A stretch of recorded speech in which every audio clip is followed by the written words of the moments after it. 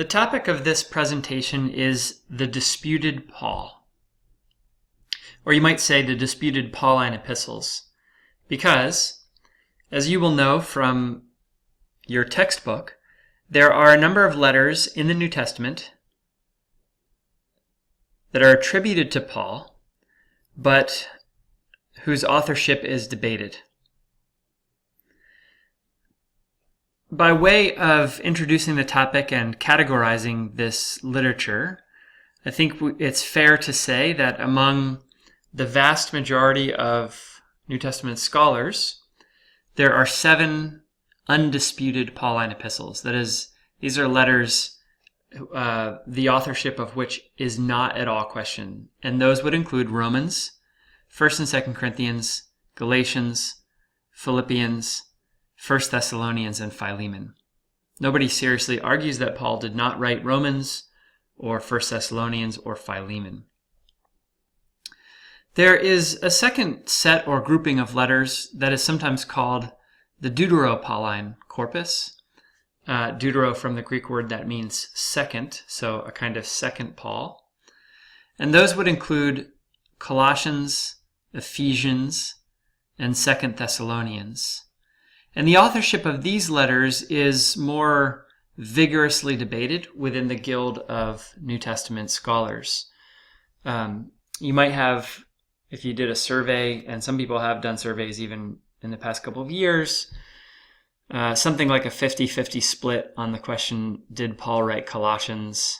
Maybe something more like a 40-60 split, 40 against 60, or I would say 40 in favor, 60 against with regard to Ephesians, and perhaps about the same with regard to 2 Thessalonians. So there's a little bit more debate about these letters. And then you have a third group, conventionally known as the pastoral epistles, because they are addressed not to churches but to individuals, Timothy and Titus. And those include 1 Timothy, 2 Timothy, and Titus. And I think it's fair to say that the vast majority of New Testament scholars today, at least in the Western Academy, would argue that Paul himself, the historical figure known as Paul, did not write these particular letters, but someone wrote them in his name, presumably after the apostle's death. So just to put on the table at the beginning, I'll use the term pseudonymous or pseudonymity, and that refers to the practice of writing a literary work under the pretense that someone else, usually someone more famous, wrote it. So a pseudonymous composition is a work of literature, in this case a letter, written by someone other than the person to whom it is attributed. So if you think Paul didn't write 1 Timothy, 1 Timothy is a pseudonymous text. That is in contrast to texts like the Gospels, for example, which themselves are anonymous. The Gospels don't claim to be written by any named person or individual, so they themselves are anonymous, even though later church tradition attributes them to Matthew, Mark, Luke, and John. Similarly, the word pseudepigrapha, from the Greek literally meaning false writings, commonly refers to ancient, non-canonical Jewish and Christian literary texts, many of which were written pseudonymously. So there's a collection of Jewish pseudepigrapha. You can get it. It's 2 volumes. It's quite interesting. It contains works attributed to people like Enoch or the Testaments of the 12 Patriarchs, etc. So it has a lot of pseudonymous literature contained within it. The question that we're taking up today with regard to the Pauline epistles is, are there pseudonymous letters in the New Testament attributed to Paul, which might include 1 Timothy, 2 Timothy, and Titus, possibly Colossians, possibly Ephesians, possibly 2 Thessalonians. And in the interest of time, we're going to focus our discussion in this presentation on the last group, that is the pastoral epistles, 1 Timothy, 2 Timothy, and Titus. To be clear, I will not rehearse in detail all of the arguments for and against the authorship of any one of these letters, that is the pastoral epistles, 1 Timothy, 2 Timothy, and Titus. And I certainly don't think that this short presentation can resolve these questions. But what I'd like to do instead is talk a little bit about what is at stake in the debate and why the debate is an issue that some people care about. And I thought by way of introduction, I might do that by giving you a brief account of my own autobiographical journey with this particular issue, which you might find somewhat enlightening. If not, you can skip this section of the presentation. Growing up, as I did, in a fairly conservative Baptist church in Delaware, I don't think I thought very much, or I don't remember thinking very much about the question of the authorship of the Pauline letters, because I just assumed that because they were in the Bible and because it said in the Bible that Paul wrote them, that meant, in fact, Paul wrote them. I don't think I even knew enough about the distinction among the various letters to know exactly what would have been in 1 Timothy or 2 Timothy or Titus, and why that would be different than what we find in, say, Romans or Galatians. I probably could have told you that 1 Timothy 2 is a passage that prohibits women from serving as pastors in churches. At least that's what I was taught in the church in which I grew up. And I was and still am a runner, so I think I had 2 Timothy 4:7 down as one of my running verses. I have fought the good fight, I have finished the race, I have kept the faith. Not that it really has anything to do with running, but that's what I would have told you in high school if you asked me about these letters. That would have been about the extent of my knowledge of these texts. In college, then, when I was first exposed to critical study of the New Testament, I learned from my professors that the Apostle Paul did not write the pastoral letters, 1 Timothy, 2 Timothy, and Titus. This knowledge came as a surprise to me, and it certainly challenged my faith at the time, but it was merely one part of a larger introduction into the world of critical New Testament studies. And as I became more interested in the study of the New Testament in college, and then as an MDiv student, and even early in my time as a doctoral student, I have to say, admittedly, I paid very little attention to the question of the authorship of the pastoral epistles. I suppose the primary reason is that I had no inclination to question the massive critical orthodoxy that 1 Timothy, 2 Timothy, and Titus were not written by the Apostle Paul. I just, by and large, accepted what my teachers told me. And even when I was a student at Fuller, in the late 90s, early 2000s, among the New Testament faculty, there was a very strong consensus, for reasons that I'll talk about more in a minute, I think, that Paul did not write these letters.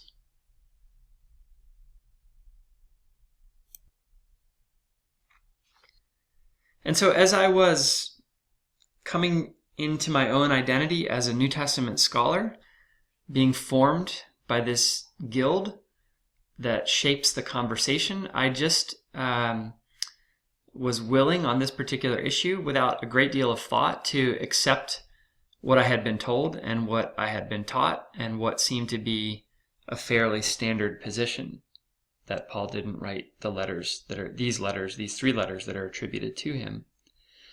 I suppose one reason I didn't question this consensus was a kind of lingering discomfort with what the pastorals may have to say about issues of ministry, particularly the harsh things, or seemingly harsh things, that are said in 1 Timothy 2, 8 through 15, which we'll have some conversation about in our forums, regarding women learning in silence and submission and not having authority over men or teaching men.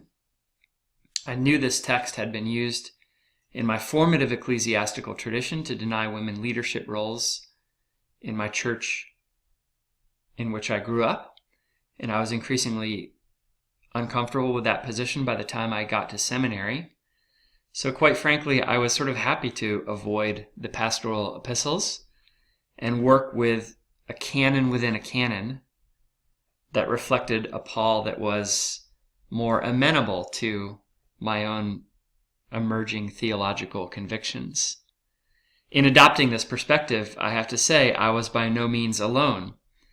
Those of you who come from traditions that use the lectionary may be able to answer the question, in what year does 1 Timothy 2, 8 through 15 appear in the Revised Common Lectionary? The answer is, in none of them. In fact, the only texts from 1 Timothy that are found in the Revised Common Lectionary are 1 Timothy 1, 12 through 17, 1 Timothy 2, 1 through 8, and 1 Timothy 6, 6 through 19. So if you come from a tradition that uses the lectionary, you will never come across a difficult passage like 1 Timothy 2, 8 through 15 and be compelled to preach upon it, which speaks to the extent to which this passage, as well as many other difficult texts, are effectively ignored in many strands of the Christian tradition.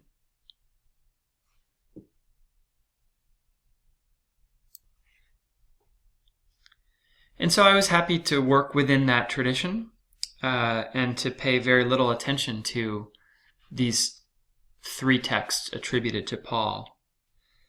But in the second year of my doctoral program at Princeton Seminary, I started to read and think about issues of New Testament theology, and especially about the formation of the biblical canon, as well as the hermeneutical significance of the canon for matters of faith and practice.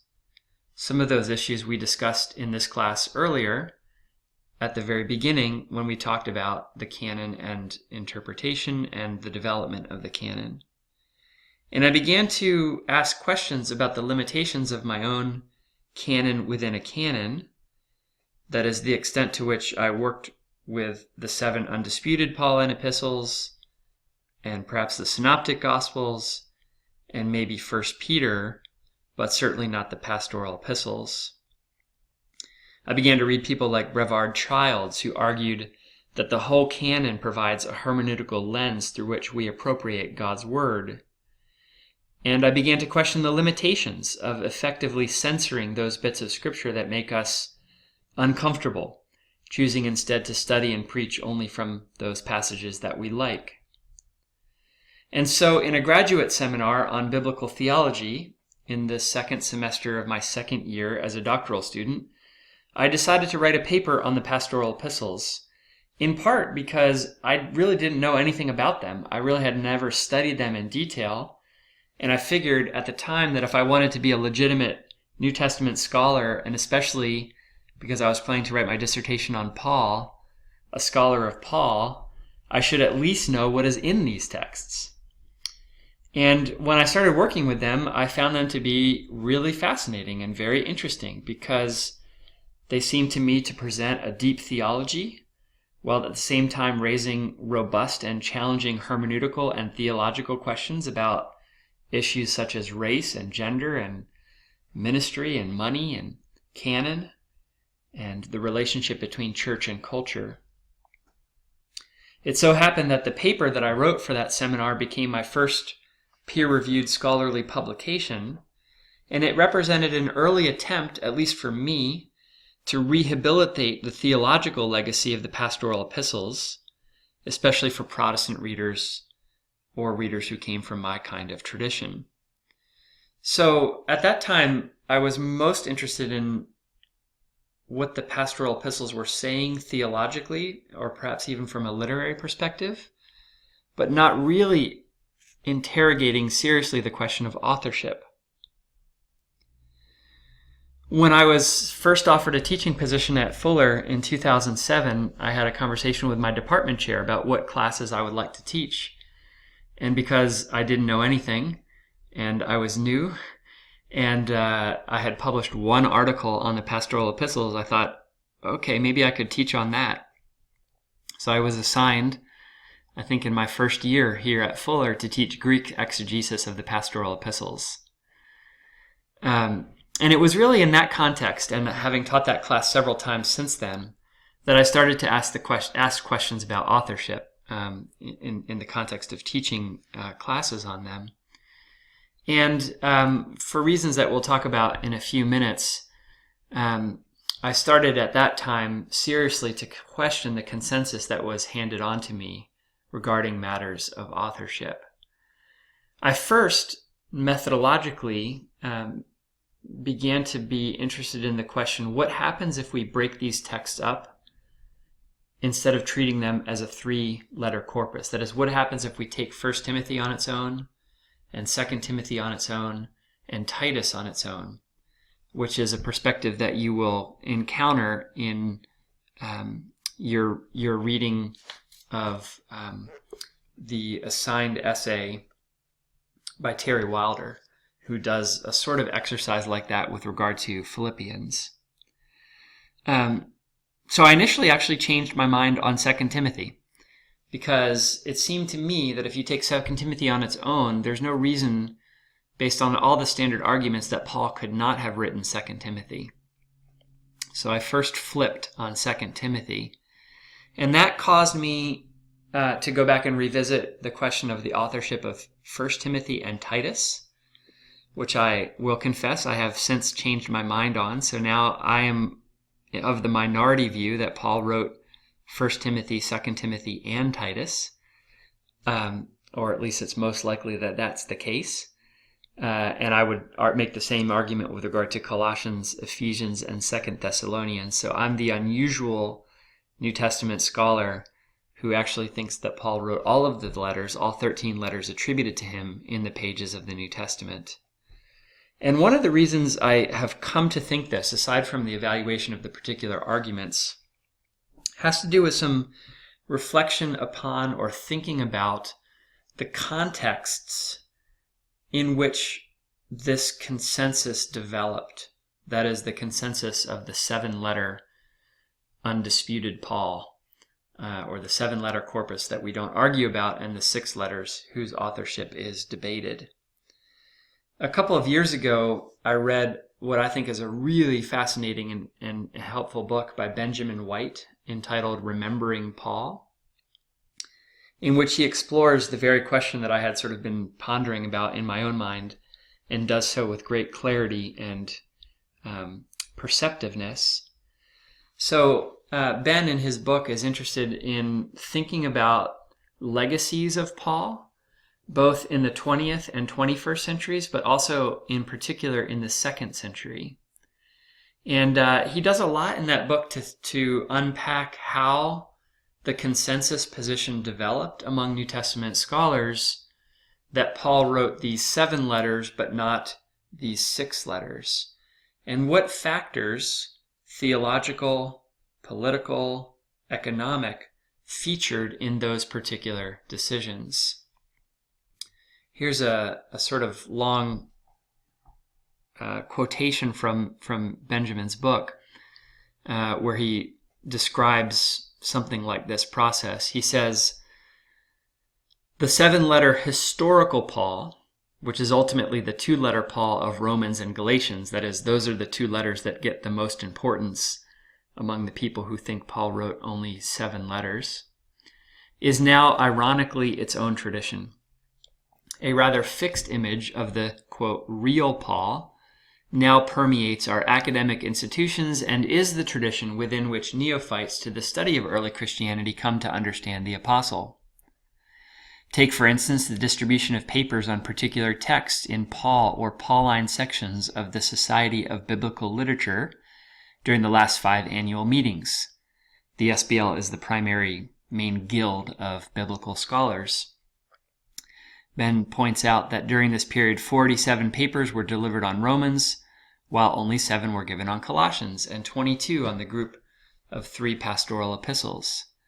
None of the papers on Romans was presented in the disputed Pauline section, while all but 1 of the papers on Colossians and the pastoral epistles were delivered under that same category. Major commentary series also reflect differences in the way that some texts are privileged as quintessentially Pauline over others. In 5 of the leading English language commentary series, only 1 page total is given to the issue of the authenticity of Romans, whereas 48 pages total are provided for Colossians and 184 for the pastoral epistles. Long and tortuous cases are made for and against Pauline authorship of the pastoral epistles, whereas commentaries on Romans provide such uncritical and short statements as are found in the opening of James Dunn's 2-volume, nearly 1,000-page commentary on Romans. Quote, "No doubt is today entertained regarding the author of this letter. He identifies himself with his first word, Paul, and is clearly one known more or less from the beginnings of Christianity simply as the Apostle Paul. This is all the space Dunn gives to the issue of authenticity in Romans, while the 2-volume, nearly 1,000-page commentary written by Cranfield, to which Dunn sends his readers for more information, provides little more by way of argument. A short paragraph ends, since Paul's authorship is not now questioned, it is unnecessary to set out the evidence here." Ben then goes on to say, "What counts for quote-unquote Paul, then, is now reinforced in numerous ways for the academician.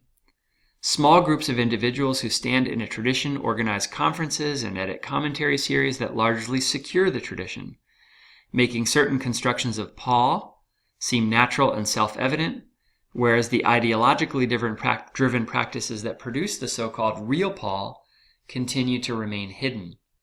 All the while, the Paul of his reputational entrepreneurs diffuses into the wider cultural imagination."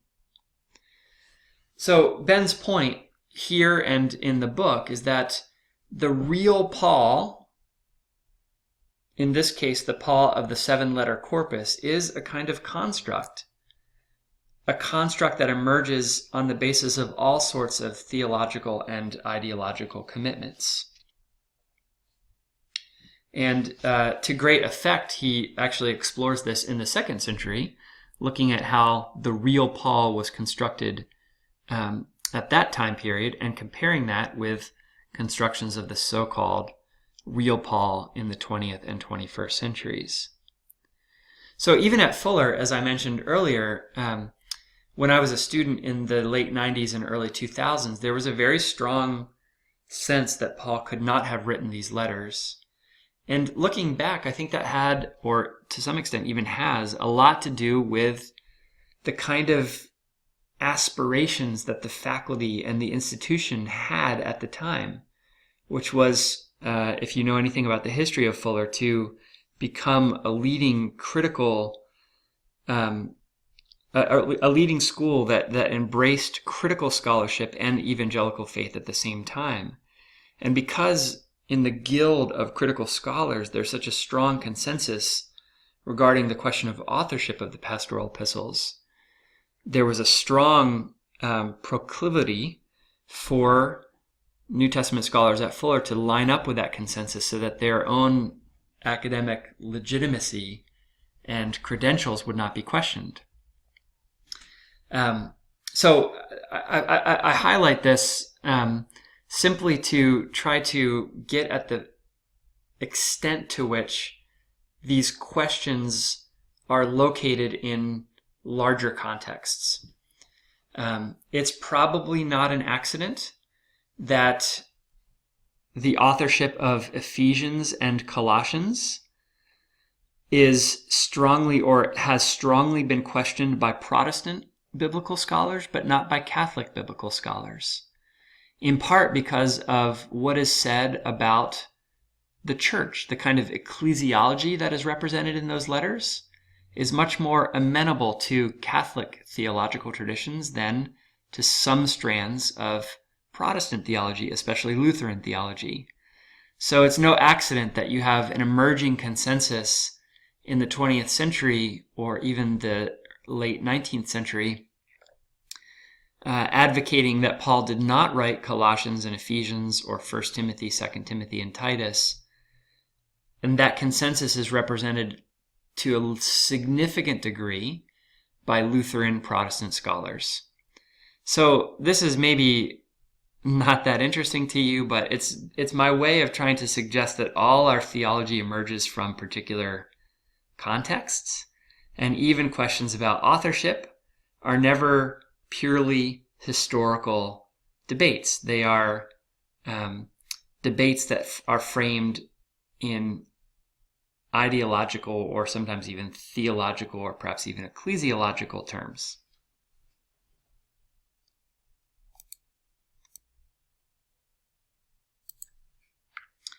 We've defined some of our terms. We've looked at, talked about pseudonymity and pseudepigrapha. We've talked about the various categories of the Pauline letters.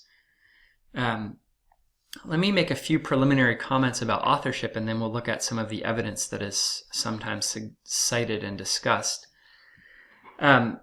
Just a couple of preliminary comments. The first has to do with the aggregation of arguments. I'd encourage you to read carefully, for example, the section entitled Some Questions in the chapter on the pastoral epistles in your textbook, Introducing the New Testament. When you read that section, you'll see that there are a variety of arguments that are listed, some of which we'll discuss in this presentation, regarding the authorship of those letters. And it's a good example, in my view, of how in secondary scholarship, critical New Testament scholarship, sometimes it seems as if piling up arguments makes a convincing case. That is, the aggregation of points solidifies the claim that Paul did not write these letters. To which I would simply want to respond, the accumulation of bad arguments does not make a good argument. That's not necessarily an indictment of everything that you read in your textbook in that section, but I think there's a proclivity to sort of bundle things together and then assume that that bundle represents a convincing case. A second, perhaps more substantive observation has to do with what we mean when we talk about authorship in the first place. That is, in discussing the question of the authorship of the pastoral epistles, we ought to be very clear what we mean by the term author or authorship. And this is more difficult than it might first seem, because authorship, at least in a modern Western context, may be very different than authorship in the ancient world. Westerners probably tend to think of authors as individual figures who may be helped to publish their works by a publisher or an editor or an indexer or a marketer, but who are fundamentally the genius behind the work.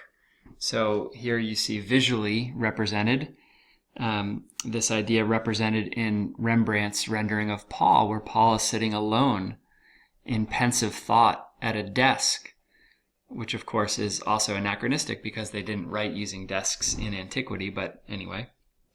We know from Paul's letters, however, that he often dictated his letters to scribes. So in Romans 16:22, he says, or we read, I, Tertius, the writer of this letter, greet you in the Lord. Or in 1 Corinthians 16:21, I, Paul, write this greeting in my own hands. Or in Galatians 6, Paul says, see with what large letters I write in my own hand. All of these indications that Paul was not the person who actually inscribed these texts, Romans, 1 Corinthians, and Galatians, but rather drew on the use of a scribe, which then raises the question, who is the author of Romans, or 1 Corinthians, or Galatians, or of 1 Timothy, 2 Timothy, and Titus, letters where Paul not only does not mention use of a scribe, but does not mention at the beginning of his letters, of those letters, co-writers or co-authors. So in many of his epistles, he refers to his work with associates such as Timothy or Silas or Sosthenes or other brothers, like in Galatians 1:2. Only Romans, Ephesians, and interestingly, the pastoral epistles do not list co-authors or other individuals associated with Paul at the beginning of those particular texts. So to what extent were these individuals involved in the composition or the writing of any of Paul's letters? And I think that's a question that is not easily settled, and in fact is very much up for debate. We might even think of something like a Pauline school of letter writing that happened not merely after Paul's death, as you read about, but perhaps even during Paul's life. And in fact, I would argue that we need to think of something like a spectrum of authorship for ancient letters, just as we have analogies for this in the modern world. So on the one hand, you might have a document directly penned by the author, that is, Paul himself sat down and wrote, say, Philemon with his own hand. But moving further along, you might have a document dictated to a scribe, as seems to have been the case with regard to several of Paul's letters, which then raises the question, who is the author? Presumably the person who dictates that text is the primary voice, but the scribe is an agent involved in the composition of the text, at least on some level. Or you might have a document co-written by an author or a scribe, where they're working together in some level of partnership, perhaps with the main author presenting a kind of outline or a template that the scribe fills out, that the author then may or may not go back and look at later. By the way, I should say we have examples of all of these kinds of activities from the world of Greco-Roman antiquity. And there's a very fine book by E. Randolph Richards entitled Paul and First Century Letter Writing that explores these cases in some detail. You might have a document composed by a scribe and signed by an author, in which case the author plays very little role in the actual composition of the material. This, I can say from personal experience, sometimes happens to me. In fact, not too long before the recording of this video lecture, it happened to me. You have read in this course about some of the research my wife and I have done together in Tanzania. And for some reason, I can't exactly remember why, we put as when we wrote up a proposal for our research project, at least in one of them, I was listed as the primary contact person for Institutional Review Board. That is, if you do research on human subjects, you have to get approval to make sure that your research is ethical.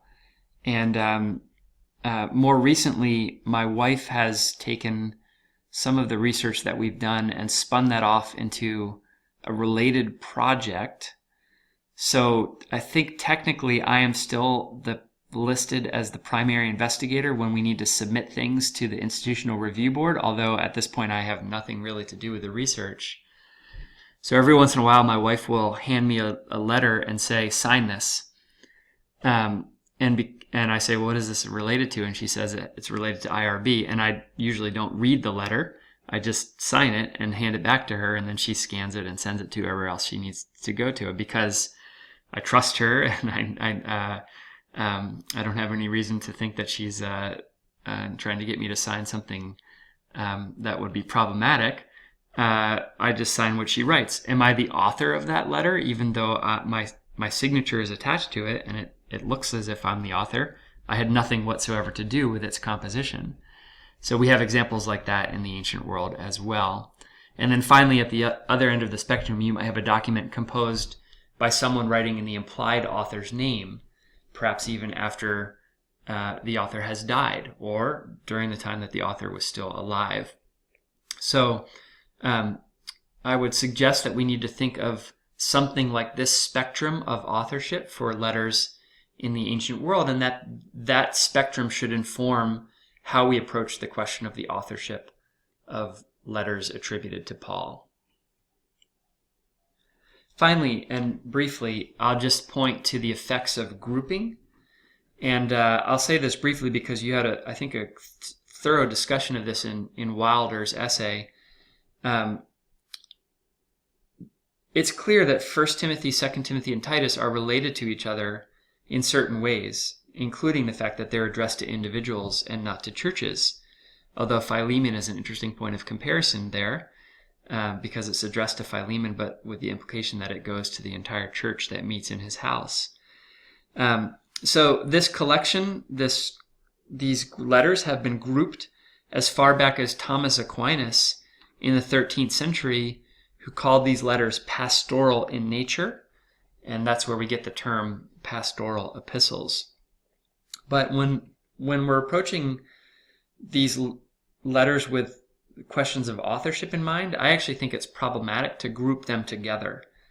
And methodologically, I think actually it makes more sense to take them as singular examples, in which case 2 Timothy, this is one of the reasons I flipped my own perspective, because if you take 2 Timothy on its own, in my view, there's no good reason that it couldn't have been written by Paul, but it sort of gets lumped in together with 1 Timothy and Titus, which I recognize have a few more questions attached to them.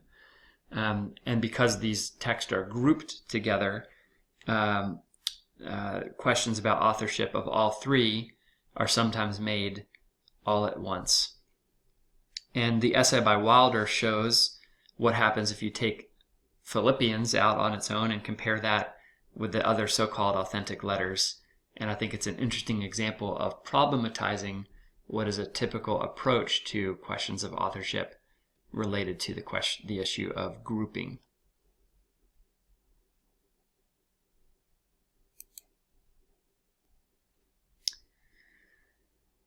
Let me say a few words briefly about modern assessments of pseudonymous literature in the ancient world. And I'll cover this very briefly because you have a long and I think helpful discussion in Wilder's essay about the various proposals that have been made regarding how we as modern people should view the practice of pseudonymity in antiquity.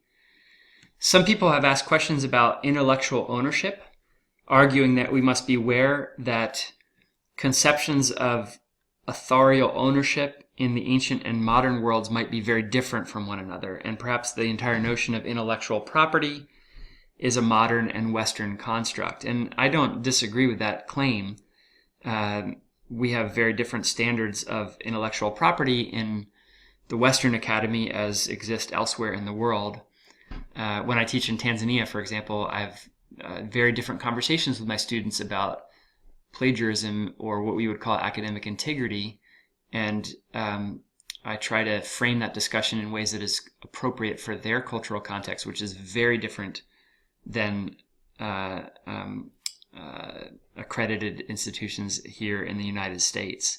So recognizing that there are differences, cultural differences regarding matters of authorship and intellectual property, I think that's partly true.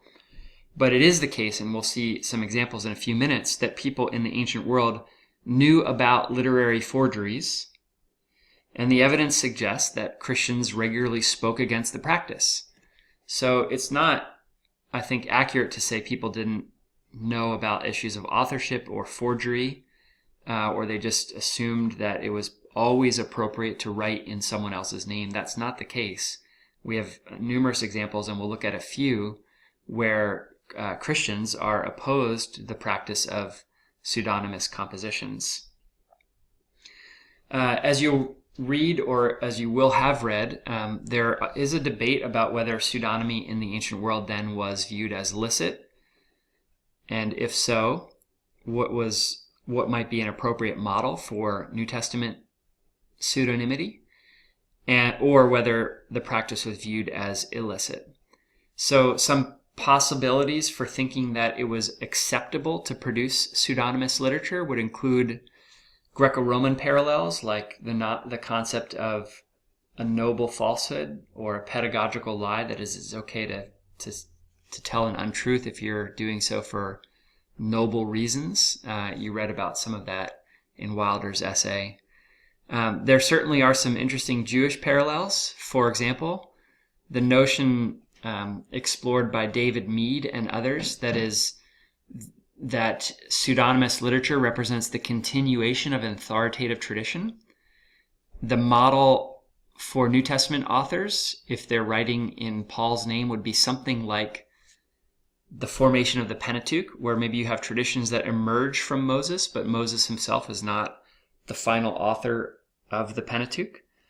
I hope that's not too controversial for you all, but this is a class in New Testament and not Old Testament, so you can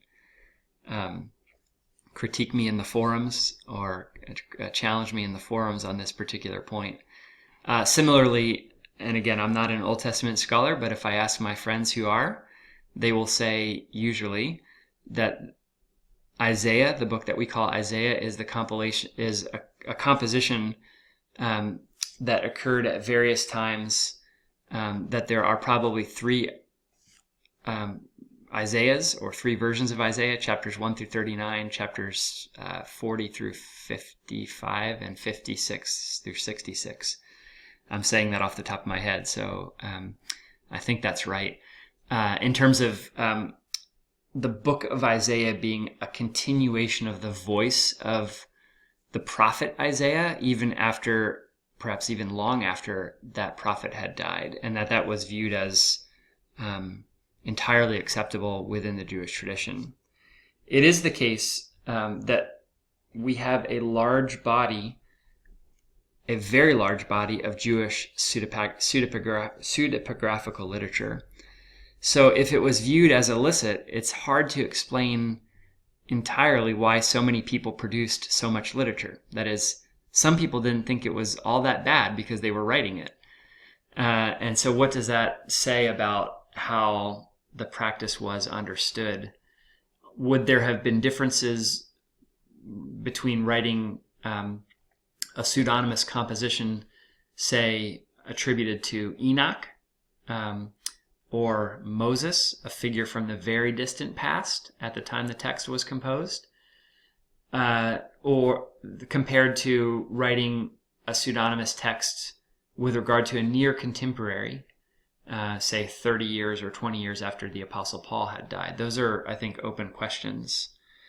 I'll just note that you have, and you saw an example of a sort of way around this, that is the naming of pseudonymity as allonymity, from the Greek word allos, which means another, trying to get away from the pejorative associations connected with false writing or something being falsely attributed.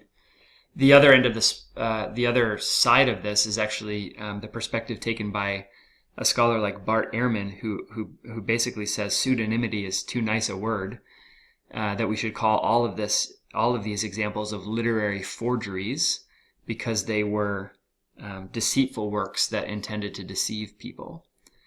And then you have, and Ehrman would be an example of this, as well as Wilder, interestingly, people who argue that pseudonymity in the ancient world was rather consistently viewed as an illicit practice, that is, as something that was unacceptable and perhaps even unethical. So let's look then at briefly some examples of early Christian responses to pseudepigraphal writings. Interestingly, perhaps one of the earliest comes from 2 Thessalonians 2, 1 through 2. And that is interesting because it would be quite ironic if 2 Thessalonians itself is a pseudonymous text, as some people have argued. As to the coming of our Lord Jesus and our being gathered together to him, we beg you, brothers and sisters, not to be quickly shaken in mind or alarmed, either by spirit or by word or by letter, as though from us, to the effect that the day of the Lord is already here. So some people are passing along the news or the idea that the day of the Lord has already happened or has already taken place. And the author of 2 Thessalonians, who is named as Paul, is attempting to dissuade people from believing this claim that the day of the Lord has already taken place, and insisting that these readers should not be shaken in mind or alarmed if they've heard of this possibility in a word or a letter, presumably from Paul and his associates.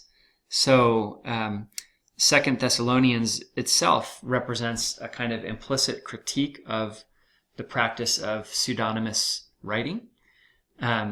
and this is actually one reason why I think 2 Thessalonians is written by Paul, one of many reasons, but we don't have time to go into detail about that. So that would be an example of a critique of the practice of pseudonymous composition. More directly, we have Tertullian writing in the very early part of the 3rd century about a text known as the Acts of Paul, and a section of that text known as the Acts of Paul and Thecla, which I would actually strongly encourage you to read because it's a really interesting narrative that records the conversion experience of a woman named Thecla who is about to be married. And from her bridal chamber, she looks out her window and she sees Paul preaching below, and she becomes transfixed by his message about the gospel, but especially his preaching regarding abstinence, sexual abstinence. And so she flees from her wedding and becomes a disciple of Paul, who later becomes a teacher and is involved in baptizing people. It's a really interesting story, legendary account, probably from the middle part of the 2nd century. And Tertullian is very critical of this work. And he says, if the writings which wrongly go under Paul's name, that is the Acts of Paul, claim Thecla's example as a license for women's teaching and baptizing, let them know that in Asia the presbyter who composed that writing, as if he were augmenting Paul's fame from his own store, after being convicted and confessing that he had done it from love of Paul, was removed from his office. So Tertullian believes that there was a presbyter in Asia who falsely wrote this document and attributed it to Paul so that he could augment Paul's fame, and that this presbyter was convicted of the charge of false writing and removed from office for it. So Tertullian clearly thinks in this case that this pseudonymous composition is very problematic. And in fact, interestingly, Tertullian cites Paul's own letters, or at least what he thinks to be Paul's own letters, as in response to them. For how credible would it seem that he who has not permitted a woman even to learn with overboldness should give a female the power of teaching and baptizing? Let them be silent, he says, and at home consult their husbands. Quoting there, of course, 1 Corinthians 14, which, interestingly enough, some scholars think itself as an interpolation, that is an insertion into the text of 1 Corinthians. You may have read a little bit about that in your textbook, and we could have some discussion in the forums about that if you're interested in asking about it. But the basic point is not so much that Tertullian uses 1 Corinthians 14 to reject the Acts of Paul and Thecla, but the fact that he thinks this pseudonymous composition is problematic. We have also, there are many other examples, but just briefly, there's the response of Serapion to the Gospel of Peter, which we looked at earlier in the quarter when we talked about the formation of the canon.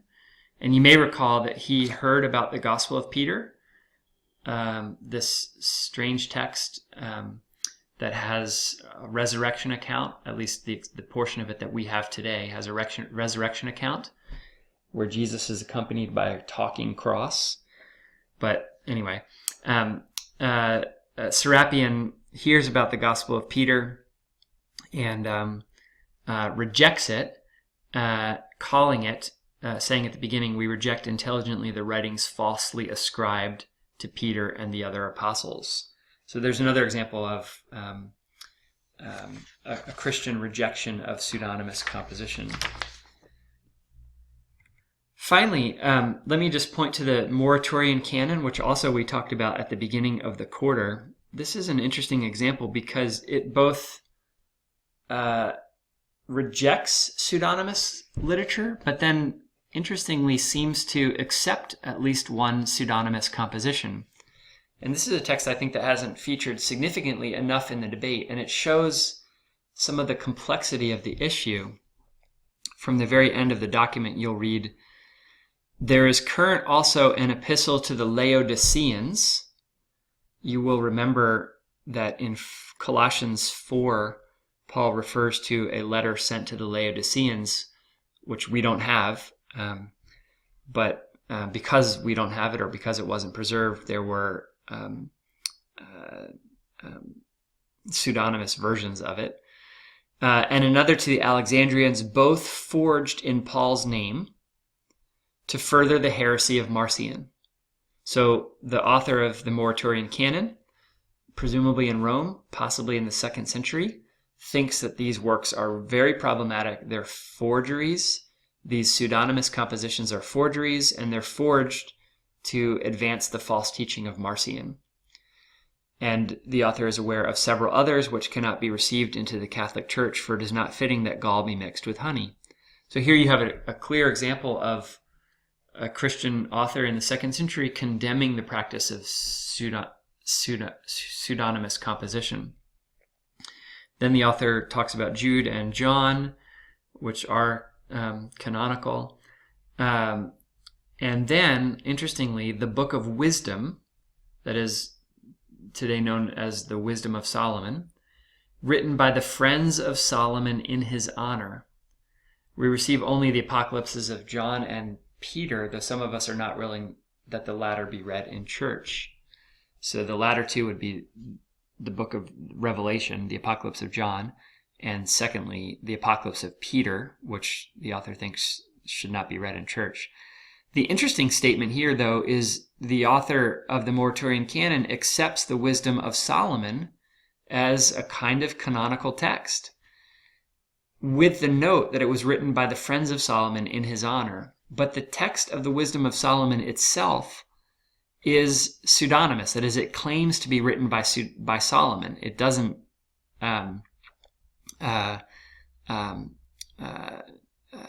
explicitly note that it was written by other people than Solomon. It claims to be written by Solomon, even though I think almost certainly it wasn't, and I think the author knows that it wasn't.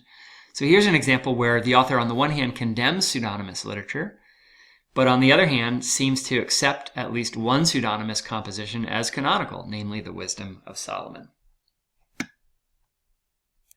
So what might we conclude after looking at this ancient evidence, or at least some of it?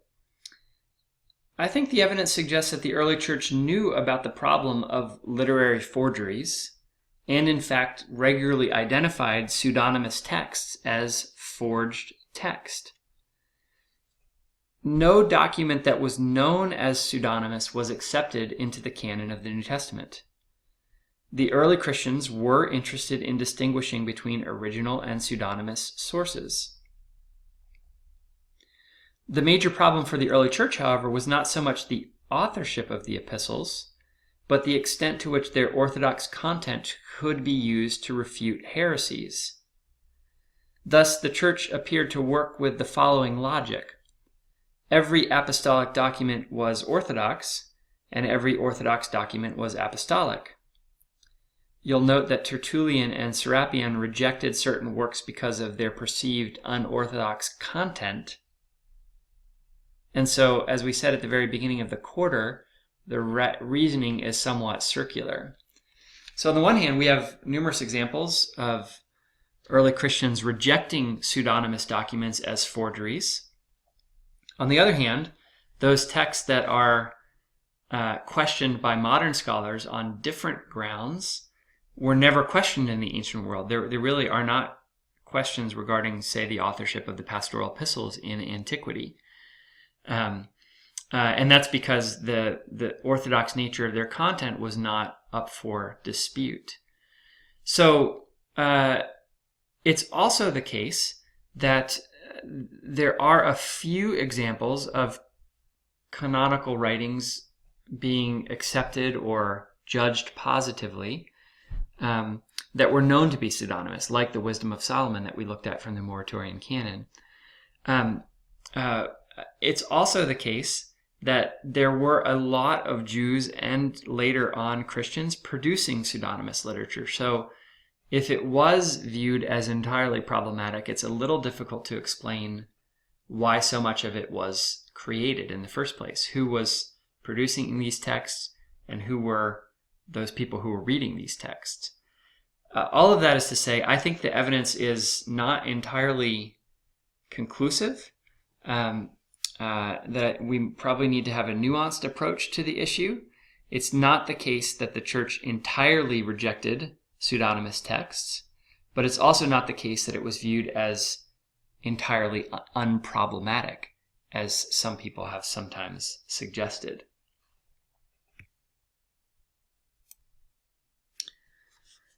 I've made clear my own view that I think there's no reason to question the authenticity of 1 Timothy, 2 Timothy, and Titus. But by way of offering some sort of argument about that, although a very brief one, let's look at a few of the issues that are sometimes raised regarding questions of authorship. And we're focusing specifically on 1 Timothy, 2 Timothy, and Titus. So you'll see this even in your textbook. The primary categories that are often considered are things like vocabulary and style, theological differences, chronological difficulties, ecclesiastical organization, and the nature of false teaching that is confronted in the pastoral epistles. In the interest of time, we'll just look quickly at maybe the first two of these, and I'll leave on the slide some points about the last three, although I don't think I'll cover them in detail. You can always ask me in the forums or post a question on Moodle, and I'll happily discuss it. But if we start, for example, with vocabulary and style, it is sometimes said that the pastoral epistles read very differently than the so-called undisputed Pauline letters. Famously, P.N. Harrison in the 1920s cited some statistics that are still even cited today regarding the words that are sort of distinct to the pastoral epistles in comparison with elsewhere in the New Testament, including elsewhere in the Pauline letters. And that also some of the vocabulary in the pastoral epistles has seemingly more in common with literature in the 2nd century, including the writings of the Apostolic Fathers and the Apologists. I would simply respond that all language is contextual. And so it's not entirely convincing to me that that these differences cannot be accounted for by differences in the people who were involved in the composition of these texts, including Paul's use of scribes or Paul's partnership with co-writers, or by a development in Paul's language over the course of time, which as someone for whom Greek may have been a second language is certainly possible. That is, his idiolect, to use the technical term, his way of writing and speaking may have changed over the course of time. It's also the case that studies of vocabulary have not proved conclusive. So there's actually been 2 books written on authorship of the pastoral epistles using statistical methodology. And you won't be surprised to hear perhaps that they reached very different conclusions, which may indicate the truth of the old saying that there are 3 kinds of lies: damn lies, and statistics. So you can do a lot with regard to statistics. In short, I think arguments from vocabulary or style are very much unconvincing. Style itself is a tricky category. There may be a kind of syntactical difference between the Greek of, say, 1 Timothy and Titus, but I don't think it's actually the case with regard to 2 Timothy when compared with the 7 so-called undisputed letters. We're also assuming that we have a sample size with the 7 undisputed letters that is large enough to use as a basis of comparison, and then we're assuming a lot about the authorship of those particular texts. So I could say more, but I'll in the interest of time, I'll stop here. Let me just point out, though, I like to use this statement from Mark Harding's book, What Are They Saying About the Pastoral Epistles, regarding theological differences between the disputed letters, including specifically the pastorals, and the undisputed text. So this is Harding summarizing the general consensus regarding the difference, the theological differences that we find between the disputed and undisputed letters. He says, the pastorals lack the great themes and ideas of the Pauline correspondence. The pastor, by which he means the person responsible for 1 Timothy, 2 Timothy, and Titus, does not speak of the cross or justification by faith. There is no mention of Paul's ecclesiologically foundational idea of the body of Christ, or the concept of being in Christ in the sense of being in an intimate personal relationship with him. The expectation of the imminence of the parousia, the second coming of Jesus, is less urgent.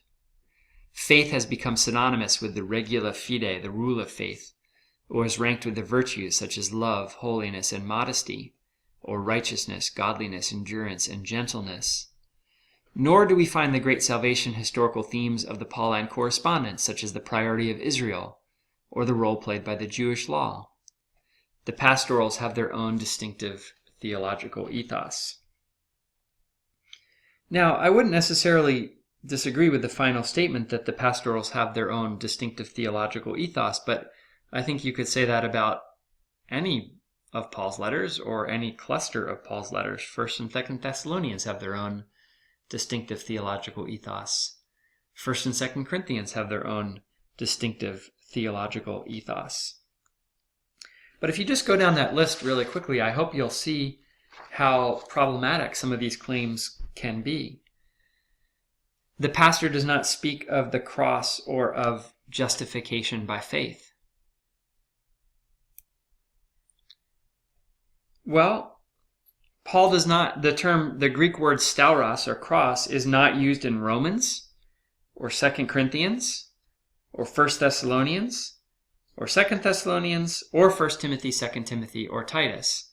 So it is used in Galatians 3 times, twice in 1 Corinthians, once in Philemon, and once in Colossians, which is the last of which is disputed. The authorship is disputed.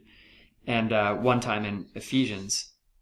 So it's just an example of where this sort of clustering or this grouping is problematic. Yes, it's not used, the term stauros is not used in 1 Timothy, 2 Timothy, and Titus, but neither is it used in Romans or 2 Corinthians or 1 Thessalonians. Or Paul does not use the language of justification by faith. Well, as you may know from having read Paul's letters already, justification by faith is a prominent theme in Romans, and it's a prominent theme in Galatians, and it's mentioned maybe once in Philippians 3, but it's never mentioned in 1 Thessalonians or 1 Corinthians or Philemon. Or say there's no mention of Paul's ecclesiologically foundational idea of the body of Christ. Well, where is that found in Paul's undisputed letters? Primarily in Romans 12 and in 1 Corinthians 12, but nowhere else in the undisputed epistles. And you get a similar image in Ephesians 4. Or the concept of being in Christ, I think, is also problematic. The language is not particularly prominent. The language of being in Christ is not particularly prominent in 1 Timothy and Titus, but it occurs, I think the phrase occurs 7 or 8 times in 1 Timothy, which is a ratio that is very much equivalent to anything that you find in the undisputed letters.